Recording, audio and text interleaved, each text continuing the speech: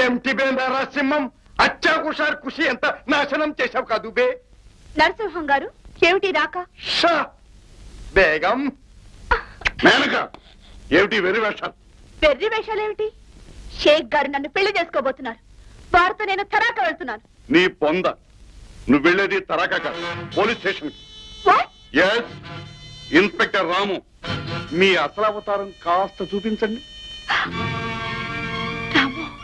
Yes, చూస్తారా? Inspector గారికి సత్కారం చేయండి.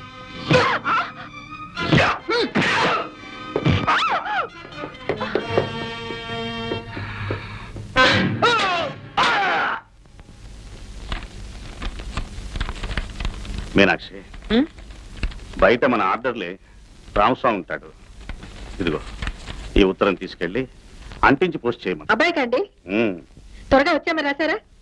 అన్నీ రాశానులే. ఈ కవర్ అంటించి పోస్ట్ లో వేయమన్నారు అయ్యగారు. అలాగేనమ్మా. వెళ్ళారా?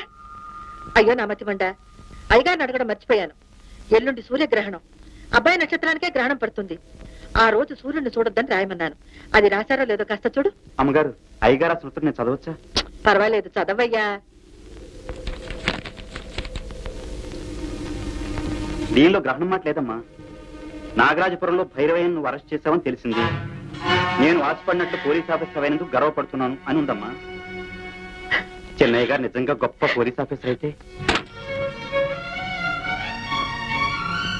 నన్ను ఎందుకంటే ఇంత మోసం చేశారు?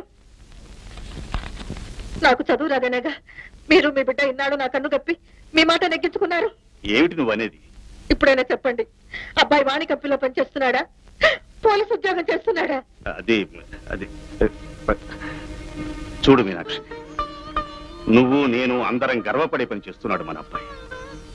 నన్ను ఈ స్థితికి తీసుకొచ్చిన వాళ్ళ మీద పగ తీర్చుకుంటున్నాడు.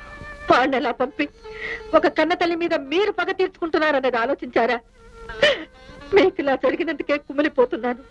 మళ్ళీ వాడిని కూడా ఆ నిప్పుల్లోనే దూకమంటారని నేను అనుకోలేదండి, అనుకోలేదు. ఆకు చాటు పిందె తడిసే, కొమ్మ చాటు పువ్వు తడిసే. ఆకు చాటు పిందె తడిసే, కొమ్మ చాటు పువ్వు తడిసే. ఆకాశ గంగొచ్చింది, అందాలు ముంచెత్తింది. గోదావరి పొంగొచ్చింది, కొంగుల్ని ముడిపెట్టింది.